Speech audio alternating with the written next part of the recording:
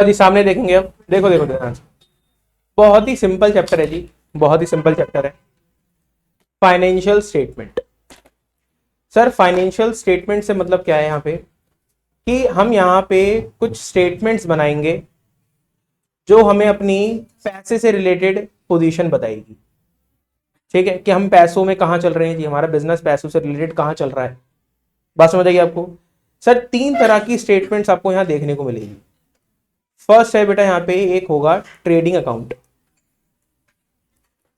ठीक है, एक होगा जी आपका प्रॉफिट एंड लॉस अकाउंट,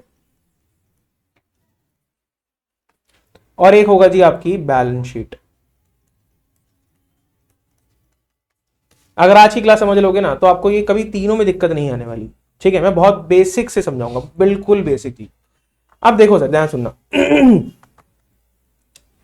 जैसे मानो हमारा एक बिजनेस है शूज मैन्युफैक्चरिंग का।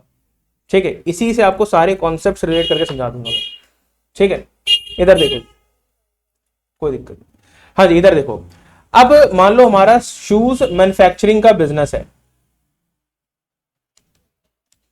ठीक है, हमारा किस चीज का बिजनेस है बेटा, शूज मैन्युफैक्चरिंग का हमारा बिजनेस है। ठीक है, अब हमें जूते बनाने के लिए रॉ मटेरियल चाहिए होगा, हाँ या ना। हमें जूते बनाने के लिए क्या चाहिए होगा, रॉ मटेरियल चाहिए होगा।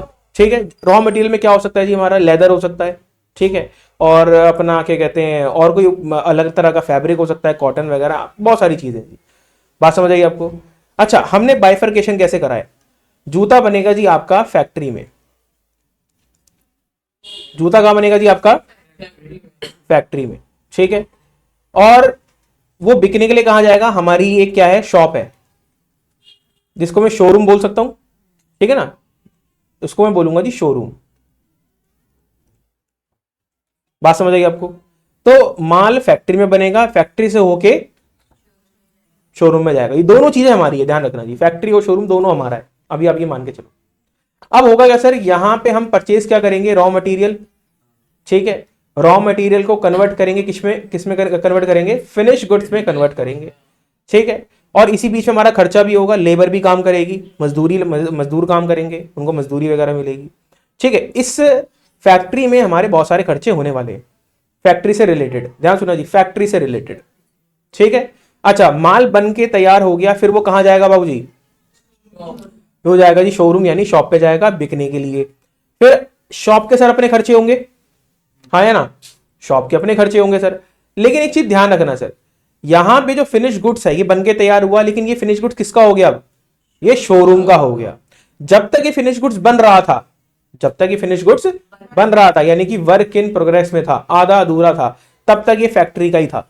क्या हम आधा अधूरा गुड्स क्या शोरूम भेज सकते हैं, बताओ। सर वो शोरूम का माल है ही नहीं, शोरूम भेजने का मतलब ही नहीं बनता उसको, हाँ या ना। समझ आई बात आपको। यानी कि फिनिश गुड्स जो एंड में बनेगा वही किसका होगा, वही शोरूम का होगा, ये आपको समझना पड़ेगा। जब तक वो माल नहीं बना तब तक वो फैक्ट्री का ही रहेगा। ठीक है, फिर शोरूम क्या करेगा सर, यहां पे शोरूम इसको डिस्प्ले करेगा, फिर मार्केटिंग वगैरह करेगा, प्रमोशन करेगा, बैनर वगैरह, ये सारा काम शॉप का है, फैक्ट्री का है, पता है ना आपको सर। फैक्ट्री ये काम नहीं करेगा, मार्केटिंग के बैनर छापेगा नहीं, उसका काम है से जूते बनाना। ठीक है, सिर्फ प्रोडक्ट तैयार करना और शोरूम में भेज देना, शोरूम वाले अपना काम अलग देखेंगे सर। आई बात समझ आपको। तो सर ध्यान रखना, जो फैक्ट्री से रिलेटेड इनकम और एक्सपेंसेस हैं वो ट्रेडिंग अकाउंट में आते हैं। फैक्ट्री से रिलेटेड जो हमारे एक्सपेंस और इनकम होते हैं वो कहां आते हैं, और जो हमारी दुकान से रिलेटेड है, ऑफिस से रिलेटेड है, शोरूम से रिलेटेड है, वो आएंगे जी आपके प्रॉफिट एंड लॉस अकाउंट में। बात समझ आएगी आपको। बैलेंस शीट अभी एक तरफ रख दो, पहले बताओ इसमें कोई दिक्कत। नेक्स्ट स्टेप बढ़ते हैं सर, नेक्स्ट स्टेप में बढ़ते हैं। अब आपने बोला कि ट्रेडिंग अकाउंट में, ध्यान सुना जी, ट्रेडिंग अकाउंट में, ट्रेडिंग अकाउंट में हमारे इनकम और एक्सपेंस आएगी। लो जी मैं यहां लिख के दिखाता हूं आपको, ट्रेडिंग अकाउंट। अभी आपने कहा सर इसमें हमारी एक्सपेंस और इनकम आएंगी जी, एक आएगी जी एक्सपेंस और एक आएगी जी आपकी इनकम। बात समझ आएगी आपको। ठीक है सर, एक्सपेंस कौन से वाले, सर वो एक्सपेंस जो डायरेक्ट नेचर के हैं। कौन से हैं जी, डायरेक्ट नेचर के हैं। सर इनकम कौन सी आएगी, वो जो डायरेक्ट नेचर की है। अब आपका सवाल आता है सर क्या डायरेक्ट का मतलब क्या है ये बता दो फिर आप। अच्छा एक चीज बताना सर, ध्यान सुनना, जूते वाले उस पे आते हैं हम, ठीक है, एक एग्जाम्पल रखेंगे फिर एग्जाम्पल हम बदल देंगे। हमारा शूज का काम था, ठीक है, मैन्युफैक्चरिंग का, और हमारे पास एक फैक्ट्री है, ठीक है, अभी वो शोरूम भूल जाओ, ठीक है, शोरूम की हम बाद में बात करेंगे क्योंकि हम ट्रेडिंग की बात कर रहे हैं। अब मुझे एक चीज बताओ सर, ध्यान सुनना, प्रोडक्ट अभी बन रहा है, प्रोडक्ट अभी बन रहा है, अभी मतलब भाई अभी हमारे पास रॉ मटेरियल आया है, उसे कन्वर्ट करना पड़ेगा, चमड़ा आया है उसे कन्वर्ट करेंगे उसके अंदर किसमें, जूते में, फिनिश गुड्स यानी जूते में, यानी फिनिश गुड्स में कन्वर्ट करेंगे। सर वहां पे लेबर काम कर रही है, जो लेबर काम कर रही है वो प्रोडक्ट से डायरेक्टली जुड़ी हुई है, हाँ या ना, हाँ या ना, प्रोडक्ट से डायरेक्टली जुड़ी हुई है, हाँ या ना। तो यानी कि सर जो मजदूर वाला खर्चा है वो भी डायरेक्ट नेचर का है। हर वो एक्सपेंस, हर वो खर्चा जो प्रोडक्ट से डायरेक्टली जुड़ा हुआ है, जो प्रोडक्ट को डायरेक्टली अफेक्ट कर रहा है, ठीक है, वो खर्चा जो प्रोडक्ट को, मैं बता रहा हूं, को टेंशन ना लो, सबसे कुछ आएगा, बहुत इजी है जी, सब समझना, कोई मुश्किल ही नहीं है। एक ऐसा खर्चा जो हमारे प्रोडक्ट को डायरेक्टली क्या कर रहा है, अफेक्ट कर रहा है, उसको हम डायरेक्ट एक्सपेंस बोलेंगे, ठीक है। अब आपको सर एक बार उल्टा एग्जांपल दो, मैं बताता हूं आपको।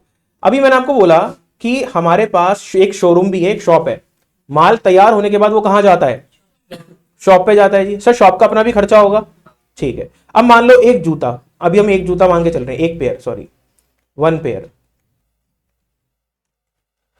हमने यहां शोरूम में भेज दिया, शोरूम में वो डिस्प्ले में लग जाएगा, हाँ या ना। अब मुझे बताओ, ध्यान सुनना जी, वहां पे जो शोरूम है, ध्यान सुनना जी, वहां पे जो शोरूम है वहां पे डेली साफ सफाई होती होगी, वहां पे डेली साफ सफाई होती होगी, साफ सफाई करने वाला अपना पैसा लेता होगा। अच्छा उसके साफ सफाई करने से क्या प्रोडक्ट चेंज हो जाएगा, उसका साफ सफाई करना और जो प्रोडक्ट टंगा हुआ है उसमें कोई रिलेशन है, क्या प्रोडक्ट अफेक्ट हो रहा है, वो प्रोडक्ट वो ऐसे उठाता है और झाड़ू मार देता है, साफ कर देता है, काम करना, उसके उठाने से प्रोडक्ट चेंज हो गया या कुछ नया हो गया या प्राइस बढ़ गया कम हो गया।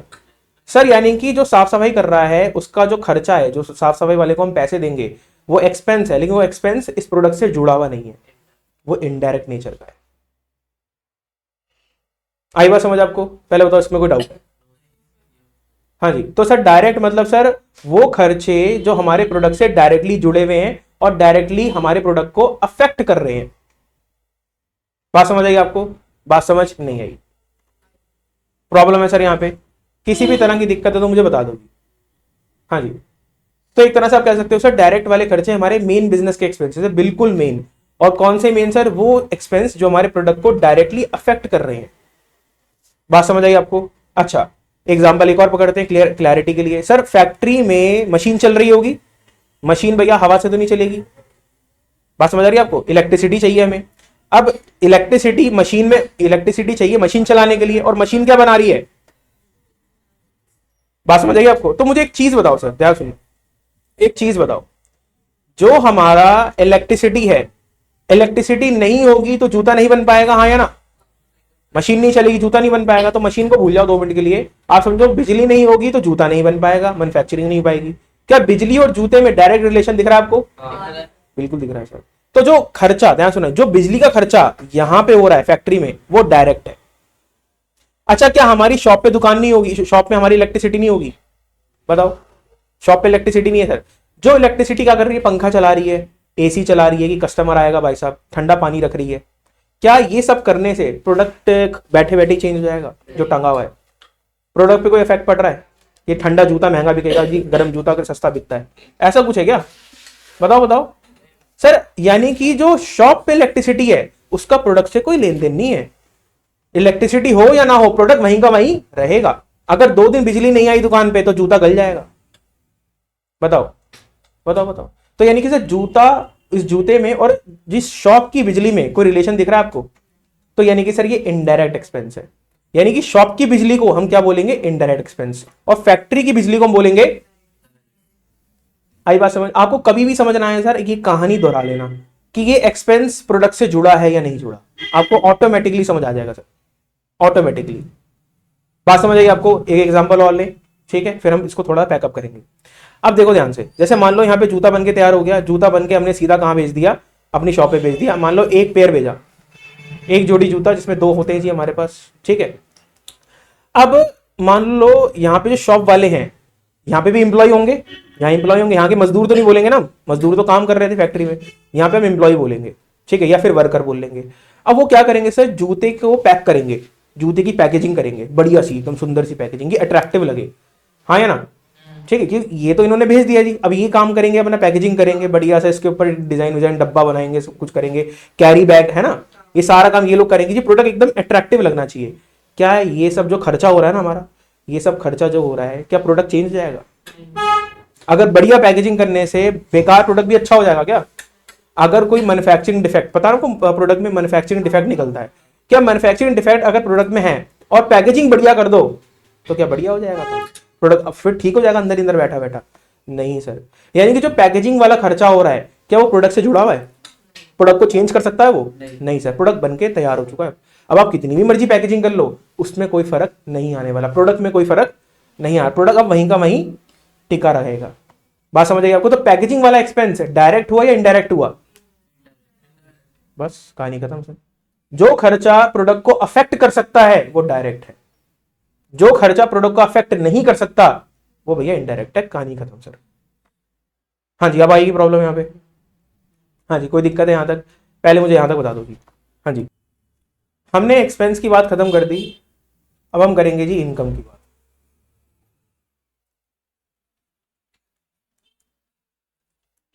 ट्रेडिंग अकाउंट में जो इनकम होती है उसको मैंने क्या बोला जी, वो भी किस नेचर की है? वो भी जी आपकी डायरेक्ट नेचर की है, ठीक है। अब सर सिंपल सी बात है सर, यहां पे एक ही इनकम आती है इन जनरल आपके पास, दैट इज सेल्स, यानी कि माल बेचकर पैसा कमाया, ध्यान सुना जी, माल बेचकर पैसा कमाया, तो माल बेच के पैसा आया, वो सर इनकम किसकी बनेगा? वो ट्रेडिंग अकाउंट की इनकम बनेगा, ये ध्यान रखना जी आप। वो किसकी इनकम बनेगा बेटा? ट्रेडिंग अकाउंट की इनकम बनेगा। आई बात समझ? क्योंकि जो सेल्स है, हमने जूता बेचकर पैसा कमाया, तो वो इनकम जूते से जुड़ी है ना, हाँ ना, तो भैया वो जो सेल्स वाली इनकम है वही हमारी ट्रेडिंग में आएगी, इसके अलावा सिंगल इनकम आपको देखने को नहीं मिलेगी ट्रेडिंग अकाउंट पे। बात समझ आएगी आपको? कोई दिक्कत परेशानी हो रही तो बताओ। अच्छा, अब यहां पे लगे याद हम बात कर लेते हैं प्रॉफिट एंड लॉस की, कि सर प्रॉफिट एंड लॉस में क्या रहेगा सर, एक बार ये बता दो। प्रॉफिट एंड लॉस की इनकम को मैंने क्या नाम दिया था? ये किस नेचर की होती है? ये इनडायरेक्ट नेचर की होती है, हाँ ना, ये इनडायरेक्ट नेचर की होती है। अच्छा एक चीज बताओ मुझे सर, फॉर एग्जाम्पल ये तो हमारी हो गई मेन इनकम, इसके ऊपर की आलम इससे थोड़ा सा हटके बात करते हैं। फॉर एग्जाम्पल जैसे मान के चलो आप, हमने मान लो अपना गुड्स खरीदे, गुड्स परचेज करे, या रॉ मटेरियल खरीदा, कुछ भी खरीदा मान लो आप, ठीक है, हमें गुड्स खरीदे और हमने मान लो सामने वाले से, हमने रॉ मटेरियल खरीदा, हमने सामने वाले से डिस्काउंट मांगा, ठीक है, उसने हमें डिस्काउंट दे दिया, ये डिस्काउंट मेरे लिए रिसीव्ड है या अलाउड है? हाँ जी बताओ, मैंने रॉ मटेरियल खरीदा और मैंने सामने वाले से डिस्काउंट मांगा, उसने दे दिया, तो ये रिसीव्ड, डिस्काउंट रिसीव्ड है या अलाउड है? डिस्काउंट रिसीव इनकम होता है या एक्सपेंस होता है? इनकम होता है सर। क्या ये मेरे मेन बिजनेस की इनकम है? क्या ये जूते बेच के कमाई मैंने? नहीं सर। तो यानी कि इस डिस्काउंट का और जूते का कोई रिलेशन दिख रहा है आपको? सर ये है आपकी इनडायरेक्ट इनकम, कहानी खत्म सर। अगर मैं आपको सम अप करना चाहूं सर, ध्यान रखना, सेल्स को छोड़ के जो भी इनकम है वो आपकी इनडायरेक्ट है, कहानी खत्म सर। सेल्स को छोड़ के जो भी आप पैसा कमा रहे हो, सेल्स को छोड़ के जो भी आप पैसा कमा रहे हो भैया वो इनडायरेक्ट है, कहानी खत्म सर। आई बात समझ या नहीं आई बात समझ? क्योंकि आपकी इनकम एक ही हो सकती है मेन, कौन सी? जूता बेचकर जो पैसा कमाया, उसके अलावा कोई और हो सकती है इनकम? बताओ बताओ बताओ, कोई और इनकम हो सकती है आपकी? कोई और इनकम नहीं हो सकती। बात समझ आएगी आपको? अगर होती भी है तो भैया फिर वो इनडायरेक्ट नेचर की है, ठीक है, उसको हम प्रॉफिट एंड लॉस में शो करेंगे। हाँ जी, पहले बताओ यहां तक ओके रिपोर्ट या नहीं है? हाँ जी ओके जी। देखो एक बार, जो आपको ये दिख रहा है COGS फर्स्ट में दिख रहा है आपको, that is cost of goods sold, ठीक है, फुल फॉर्म क्या है इसकी? शॉर्ट में बोलते हैं जिसे कॉक्स, ठीक है, COGS यानी COGS, cost of goods sold. अब जो गुड्स हमने बेच दिए, ध्यान से सुनना जी मेरी बात, जो गुड्स हमने बेच दिए उसकी कीमत क्या थी या क्या है? जो गुड्स हमने बेच दिए उसकी क्या कीमत थी वो हमें निकालनी है। तो सिंपल है जी, ओपनिंग स्टॉक। ओपनिंग स्टॉक का मतलब है जब साल शुरू हुआ होगा, साल शुरू कब होता है हमारा? फाइनेंशियल ईयर कब शुरू होता है? ठीक है जी, कैलेंडर ईयर की बात नहीं हो रही, यहाँ पे फाइनेंशियल ईयर की बात हो रही है। यानी कि 1 अप्रैल को जो हमारा माल पड़ा था उसको हम प्लस करेंगे, उसमें एक चीज और प्लस करेंगे, परचेजेस माइनस परचेज रिटर्न, ठीक है।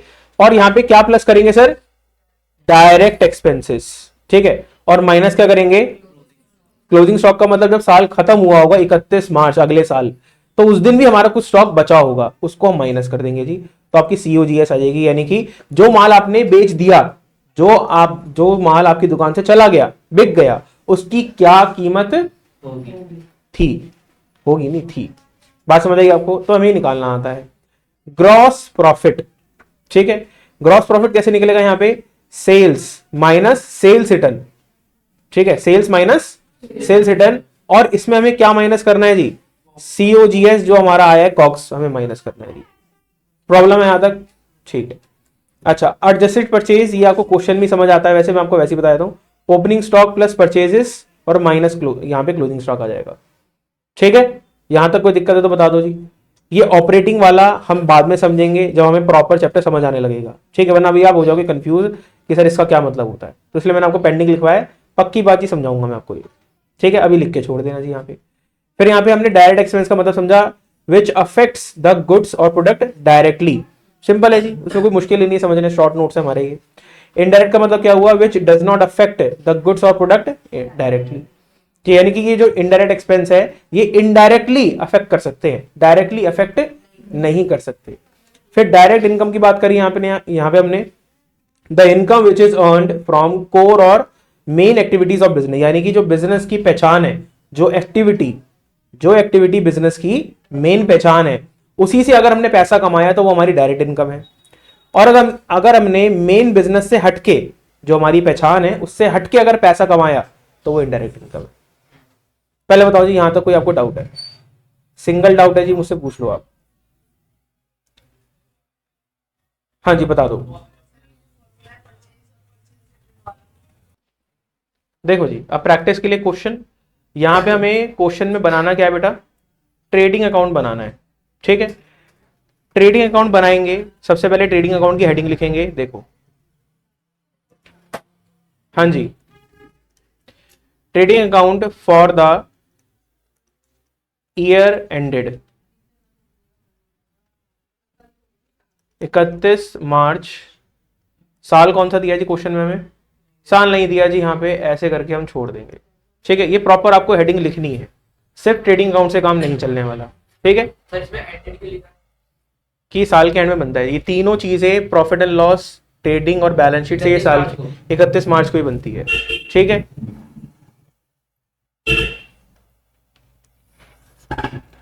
ये है जी आपका पर्टिकुलर, ये आपका अमाउंट पर्टिकुलर, हाँ जी, और ये अमाउंट क्रेडिट और डेबिट साइड। बताओ जी कोई दिक्कत इसमें, हाँ जी। सर ये मत कहना, हाँ कोई वैसे बनाना है, सर ये मत कहना सर इसके अंदर डेट वाला कॉलम नहीं बनाया आपने, सर डेट वाला कॉलम नहीं आएगा, क्योंकि मैंने आपको, क्योंकि सारी 31 मार्च को होती है, डेट की इसमें कोई टेंशन ही नहीं है। ईयर जो आपको दिया होगा क्वेश्चन में, अभी हाँ, अभी यहाँ पे कुछ नहीं दिया जी, देखो क्वेश्चन में तो ऐसे 20 करके आगे डैश लगा देंगे, हमें नहीं पता, वैसे आपको क्वेश्चन में दिया होगा, अभी आप करोगे फुल फ्लेज बड़े वाले क्वेश्चन करोगे, दिया होगा। क्वेश्चन पे आते हैं जी, अब हम क्वेश्चन में कह रहे हैं, देखो ओपनिंग स्टॉक, ठीक है। इधर देखो जी, ये जो साइड दिख रही है आपको, यहां पे सिर्फ आपकी इनकम आएगी और यहां पे आपकी चीज आएगी खर्चे वाली, ठीक है। इधर देखो, अब बहुत इजी है, सबसे पहले हमें ओपनिंग स्टॉक दिया है, ओपनिंग स्टॉक कितना है जी, 33,000 का, ठीक है। बुक में देखते रहना जी, क्वेश्चन में आप, हाँ, यहां आएगा बेटा टू ओपनिंग स्टॉक, क्या है जी यहाँ पे आपका, टू ओपनिंग स्टॉक, ठीक है। ओपनिंग स्टॉक कितना है बेटा यहाँ पे, 33,000, ठीक है। सर ये कैसे पता चलेगा डेबिट साइड है क्रेडिट साइड, मतलब कौन सा ओपनिंग, बेटा, ओपनिंग हमेशा आपकी यहीं पे आएगी डेबिट साइड, क्योंकि ये आपकी बाद में कंज्यूम हो जाएगी, पूरा साल पड़ा है ना आपके पास, अभी साल शुरू हुआ है 1 अप्रैल को, ठीक है, अभी तो इसको भूल जाओ, 1 अप्रैल को आपके पास साल पड़ा है पूरा, तो जो आपका जब ओपनिंग स्टॉक है वो यूज होगा ना, वो कंज्यूम होगा ही नहीं होगा, बताओ, हाँ है ना, बात समझ आ रही है आपको। तो पूरा साल पड़ा है, हम इस ओपनिंग स्टॉक को यूज करेंगे, ठीक है, कंज्यूम करेंगे, ठीक है, आई बात समझ, तो इसलिए यहां पे आएगा। आगे बढ़े, कोई दिक्कत है जी। परचेजेस, परचेज भी जी हमारा खर्चा एक तरह से, ठीक है। तो यहाँ आएगा टू परचेजेस, कितना है बेटा परचेज 29, ठीक है। अकाउंट यहां पे लिखने की जरूरत नहीं होती। बात समझ आई आपको, आगे बढ़े। बता रहा हूं। अब यहां पे मैंने ऐसे क्यों लिखा सर यहाँ पे, क्योंकि सर यहाँ पे ना रिटर्न भी हो सकती है, परचेज रिटर्न, तो उसको यहाँ माइनस यहाँ करेंगे, यहाँ पे फाइनल अमाउंट लिखेंगे, ठीक है। अभी देखते हैं जी, अभी देखते हैं, हम सीरीज वाइज क्वेश्चन चलेंगे। यहाँ सेल्स रिटर्न आ गई, ठीक है। तो सेल्स रिटर्न यहाँ आएगी जी आपकी, सबसे पहले यहाँ पे आएगा आपका सेल्स, सेल्स हमारी इनकम है, हाँ या ना। तो सेल्स यहाँ पे आ जाएगी और उसके माइनस हम क्या करेंगे बेटा, सेल्स रिटर्न। तो यहाँ पे लिख देते हैं जी सेल्स रिटर्न, और कितना है हमारे पास सेल्स रिटर्न 500, यहाँ लिख देते हैं जी। सेल्स एरी है, बता रहा हूँ बेटा, ये तो बताया था तुमने, सुना ही नहीं पहले। 25,400 यहाँ पे आ गया, हाँ या ना। तो ये माइनस करके हम फाइनली कहाँ लिखेंगे, यहाँ पे लिखेंगे, ठीक है। बात समझ आई आपको, कितना आएगा वैसे, ये लो जी, ठीक है। अभी हमारे पास कुछ होगा परचेज रिटर्न, वो भी देख लेते हैं। लो जी परचेज रिटर्न भी आ गया आपका, यहां लिखेंगे माइनस परचेज, परचेज रिटर्न कितना है बेटा परचेज रिटर्न, लो जी 2400। इसमें कोई प्रॉब्लम है, कितना आएगा माइनस करके, 500 क्या 500 ही तो आएगा है जी। अच्छा। हाँ जी, कितना आया यहाँ पे, ये समझ आया आपको। अच्छा आगे बढ़ते हैं, आगे क्या दे रखा है बेटा, क्लोजिंग स्टॉक दे रखा है। क्लोजिंग स्टॉक बेटा यहाँ पे आएगा आपका, बाय क्लोजिंग स्टॉक, ये आया जी बाय क्लोजिंग स्टॉक। कितना है बेटा क्लोजिंग स्टॉक हमारे पास 57,700, ठीक है। अब ध्यान सुना, जब कहोगे सर ये क्लोजिंग स्टॉक यहाँ पे क्यों आया, भाई सिंपल सी बात है, ये माल बिकने से बच गया, साल खत्म हो गया और हम इसको बेच नहीं पाए, इसका मतलब यही हुआ ना, साल खत्म हो गया और ये माल हमारा बिकने से रह गया।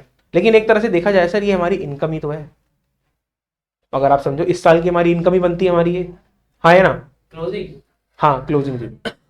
बात समझ आई आपको। अच्छा अगर आप ये भी नहीं समझ पाए, अगर आप इसको दूसरे नजरिए से देखो, तो एक तरह से यहाँ पे हो क्या रहा है सर, यहाँ पे अगर आपको वो फॉर्मूला याद आया, इसलिए मैंने इसको हटाया नहीं अभी, अरे हट गया क्या, रुको, आपने वो देखा था, हाँ जी ये लिखा था आपने, दिख रहा है आपको, हाँ फ्रीज तो नहीं है ना, ठीक।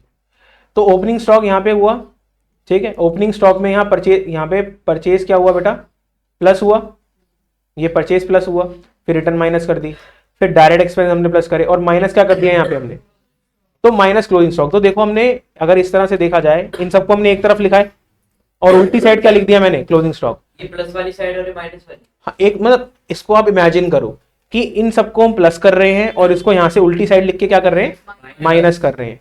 तो एक तरह से हमारा क्या आ जाएगा, कॉस्ट आ जाएगी, खर्चा आ जाएगा, कि हमने जो गुड्स बेचे उस पर खर्चा कितना हुआ। अच्छा वही खर्चा अगर हम सेल्स में से माइनस कर देंगे तो क्या आ जाएगा, तो देखो यहाँ पे लिखा है जी, यहाँ पे मैंने सेल्स लिख दिया। बात समझ आई आपको, अभी देखो अभी 2 मिनट में समझ आएगा आपको, टेंशन ना लो। अच्छा और कुछ है बेटा हमारे पास, कैरेज इनवर्ट। देखो कैरेज इनवर्ट का मतलब क्या होता है, इनवर्ट मतलब आना, इनवर्ट मतलब आना। अब इनवर्ट मतलब आना हो गया, तो इस चीज को समझो सर, हमने रॉ मटेरियल मंगवाया होगा, इसको हमेशा ऐसे समझना है सर, रॉ मटेरियल मंगवाया होगा, तो रॉ मटेरियल मंगवाया होगा तो रिक्शे का खर्चा हुआ होगा, किराया भाड़ा जो भी लगा होगा वो हमारा क्या है, खर्चा है। अगर वो खर्चा नहीं देंगे तो रॉ मटेरियल आ पाएगा, माल बन पाएगा। तो जो रिक्शे का खर्चा है वो डायरेक्ट नेचर है इनडायरेक्ट, बिल्कुल सही, वो यहां पे आएगा, टू कैरेज इनवर्ट। बता रहा हूं जी, रुक जाओ, कितना बेटा कैरेज इनवर्ट, 100 रुपए है। अच्छा अब इधर देखो, अगर मान लो कैरेज आउटवर्ड होता, इनवर्ट का उल्टा क्या होता है, आउटवर्ड होता, तो आउटवर्ड का मतलब क्या है कि हमने माल बनाकर भेज दिया, हमने माल बनाकर भेज दिया। तो मुझे एक चीज बताओ सर, माल बनाकर भेज दिया, पुराने वाले एग्जांपल पे आ जाओ, शूज वाले पे, माल बनाकर फैक्ट्री में माल बना, तो वो जाएगा कहां, बात समझ आएगी आपको। तो मुझे बताओ अब माल शोरूम से जाएगा, ऐसा तो हो नहीं सकता कि ये फैक्ट्री और ये रहा शोरूम, शोरूम हमारा दूर हो सकता है, फैक्ट्री हमारी दूर हो सकती है। तो अगर फैक्ट्री से सामान चल के कहां जाएगा, शोरूम जाएगा तो रिक्शे पे जाएगा या फिर किसी गाड़ी वाड़ी में जाएगा, तो उसका खर्चा होगा। अब मुझे बताओ, अब प्रोडक्ट बन के तैयार है, उस पर खर्चा होगा किसका? किराए का। वो जो किराए का खर्चा है, अब प्रोडक्ट को चेंज कर सकता है? प्रोडक्ट तो बन के तैयार है ना, वो हमने सिर्फ लोड कर दिया। अब लोड करके वो अनलोड कहाँ होगा? शोरूम में होगा। उसका हम किराया दे देंगे, वो शोरूम वाले देखेंगे जी अपने आप। वो शोरूम वाले क्यों देखेंगे? क्योंकि भैया वो उनका खर्चा है, वो डायरेक्ट खर्चा नहीं है। ठीक है, बात समझ आई आपको? प्रॉब्लम है इसके अंदर। आगे बढ़ सकते हैं थोड़ा सा, अब समझ आ गया जी? ठीक है। अच्छा, आगे क्या दे रखा है बेटा यहाँ पे? डेप्रिसिएशन। सर डेप्रिसिएशन यहाँ नहीं आएगा, ठीक है, ये डेप्रिसिएशन यहाँ पे नहीं आएगा, इसको करेंगे इग्नोर। ये प्रॉफिट एंड लॉस वाली चीज है। बात समझ आई आपको? ठीक है जी। अब इधर देखो यहाँ पे हम करेंगे क्लोजिंग। सर डेबिट साइड बड़ी आ रही है या आपकी क्रेडिट साइड बड़ी आ रही है? क्रेडिट बड़ी आ रही है, कितनी आ रही है जी?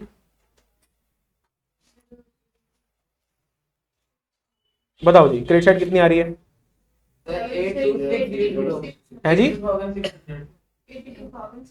82,000, यही है जी। इसको हम यहाँ पे लिखेंगे दोबारा से, क्लोजिंग आपको सबको आती ही होगी अब। हाँ जी, इन सबको प्लस करके इसमें से माइनस कर दो और आंसर बता दो। आया आंसर आपका? 22,900। और ये क्या होगा आपका? To gross profit. बात समझ आई आपको? बैलेंस बीडी क्वेश्चन लिखना जी। आपका क्या बचा? To gross profit. पहले बताओ, यहाँ तो कोई डाउट है जी? हाँ जी पूछो। कैसे हो गया बेटा ये आपकी इनकम है, ये खर्चा माइनस कर दिया, अभी बताऊंगा जी। ये आपका खर्चा माइनस हो गया तो क्या बचा? आपका प्रॉफिट बचा, इसको हम बोलेंगे हम ग्रॉस प्रॉफिट। अब आपका आएगा सर ये ग्रॉस और ये नेट में फर्क बता दो सर। ठीक है, देखो जो भी पैसा आपने कमाया जो भी पैसा आपने कमाया उसमें से मोटे मोटे खर्चे माइनस कर दो। मोटे मोटे मतलब जो मेन खर्चे हैं, जो आपके होने ही होने हैं, उसके बिना आपका काम नहीं चल पाएगा, उसके बिना आपकी जिंदगी नहीं चल पाएगी। तो अगर वो मोटे मोटे खर्चे माइनस कर दिए तो आपकी कौन सी इनकम बची? Gross income. और अगर आपने बाकी फालतू के खर्चे भी और माइनस कर दिए तो वो कौन सी इनकम बची? तो बस ये है जी। तो देखो हमारे मेन खर्चे ये वाले हैं, ठीक है। अभी फालतू के खर्चे भी आएंगे जिसको हम क्या बोलते हैं? Indirect expenses. हाँ या ना? अभी हमारे और भी फालतू वाले खर्चे आएंगे, उसको हम बोलते हैं हम इनडायरेक्ट एक्सपेंसेस। अगर वो भी माइनस कर दूंगा तो फिर ये क्या बन जाएगा? Net profit. कहानी खत्म जी। बात समझ आई आपको? तो इसके बाद आपका अकाउंट बनेगा जी प्रॉफिट एंड लॉस, वो हम बनाएंगे जी नेक्स्ट क्लास में। ठीक है।